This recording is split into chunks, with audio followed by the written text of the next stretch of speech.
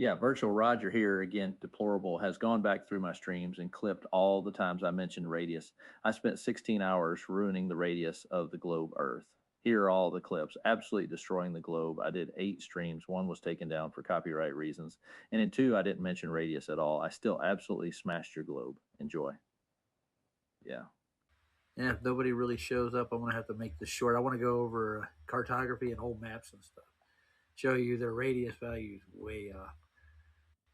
Just with mapping alone. Yeah, I'm liking this so far. Yeah, All right, I'm here. You're here. Good. So you get to ruin the radius with everybody else. I heard that. Oh, look how flat that is right there. Look how flat that is. Don't let me ruin this. Ruin it. I didn't even mean to say that, actually. Ruin the radius. Oh, the radius. And the refraction.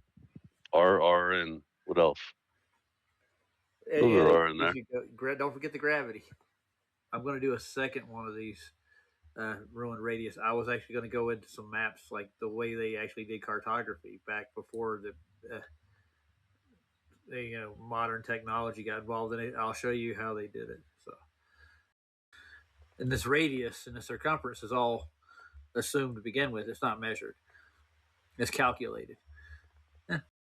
Dr. Best was asking the question. I just saw his name, and he's like, "How can they model the globe so perfectly on a flat plane? Because we don't see it here. Of course, we don't. What they did is they take antipodal positioning. They take it to the equatorial plane, and that's where they measure to the dome, and they call that a celestial sphere. That's exactly what they did. That's what astronomy did to make their sphere. You're in a sphere within a sphere on a flat plane, so you're looking into 2 spheres for measurements." With a radius value, they had pre-assuming the radius of Venus, supposedly, I think, and comparing it to what the Earth should be in the solar system. That's where the globe came from. It can come from anywhere else. Miles around the equator, a diameter across either side of 7,917 miles, and a radius from center to edge between 3,963 miles across the equator to 3,950 miles equator to pole, due to their alleged oblate spheroid, which we're told the Earth allegedly deviates from a perfect sphere by only 1/3 of 1%, which supports a spherical model in most contexts, and so it will do for debunking it. All right, so let's get back to the video. That's not the point. Yeah, I know. I'm not going to play this whole thing. I'm going to probably go through another like 5-10 minutes worth of the next show. I will. And then I'm going to start bringing in the radius value and what they assume and all that stuff. You're going to ruin that radius, aren't you? Yes, sir. I'm going to show you why it's not valid. Yeah. So both of those green and yellow bees are on what's called the chord, or convexity, of the entire 100-mile distance of alleged arc between the Red Sea point A and Mediterranean Sea point E, done by taking the green horizontal datum line between them and drawing intersecting identical angled and equidistant lines from the dead center of your circle, or alleged globe's latitude and longitude 0. All the way to the center of the Earth, boys. All the way to the ruined radius. Yes, sir. Yes. Bro, I want to name a band Radius. Look at the red line. How can these people tell me? How can these people tell us that straight line curves? They invented a whole geometry for it. It's called, what's it called again? What's that thing that they teach? Spherical geometry, no? Yeah. But they got a name for it. Scott, what's the name of that geometry? Spatial geometry or something like that. Well, no, he's got a name for it. What do they call spherical geometry when you go to college? Calculus. That's what they. Yeah. Do I need to go with the Black Swan Motors Tollens for you right quick? If the Earth was a sphere with a radius of 3969, that's the general radius. The horizon will be no further than 1.2 miles from the observer's height in feet. All these observations violate that immensely. If we get measures, we can actually get data to find out the circumference of where we live, not a radius. Well, I mean, the radius is better yet. So not a radius of the sphere, the radius of the flat world we live in. There's absolutely no fucking room for it to go. All circles are flat. Except for just in a big fish hook. I don't understand why people do shit. We'll have the measurements, dude. We're working on it. It ain't that hard. And you don't need geodetic surveying to measure stuff. Ordnance surveying works just fine. You can throw all kinds of catchphrases in there. Oh, it's done geodetically. With your preassumed radius of the Earth. Sorry. I'm going to get off here. I got stuff I got to do. They gave the measurements that are in the almanacs, dude.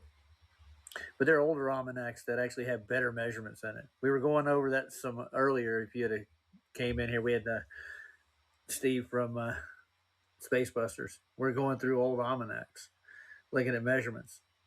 Yeah, longitude and latitudes are not the same as they used to be, mister. They've changed them. Yeah, I wonder why. You just go back and watch the video if you're really curious. I'm going to be doing another segment on this. We're ruining the radius of the Earth that you call home, or whatever you think that is. Your ball does not fit the measurements, dude. Doesn't even fit the observations. Yeah, we'll get back to the radius, dude, in a second. Oh, ruin that radius. Oh, that radius.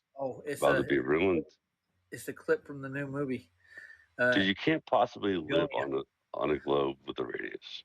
You just can't. It's not possible with the way that the world works. The way physics work, actually. Like water, and even the sky, like, doesn't make any sense. The radius is like just so ruined.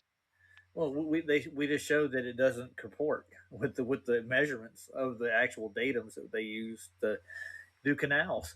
It does not comport, does not compute, does not equate. No. And what do they call that when they actually take 2 points on the datum and they add the sphericity into it, the radius value? They make that arc limit. Yeah. Arc minutes here. Arc. Did you say limit? Arc limit? Yeah. Arc limit. Yeah. What does that even mean, dude? Seriously. You're living on an arc limit. I'll explain how they got it. It's the distance with it, because the stars are actually moving. That's actually the fact. You can't really get an actual measurement to them. They're moving too fast, and they don't even have the height of the star to begin with. So the point is that to draw a line with that's almost impossible. You're not going to get a point on a meridian with it, and that's what they did.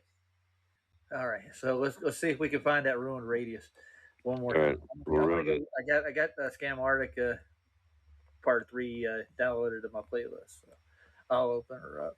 We'll finish up where we left off.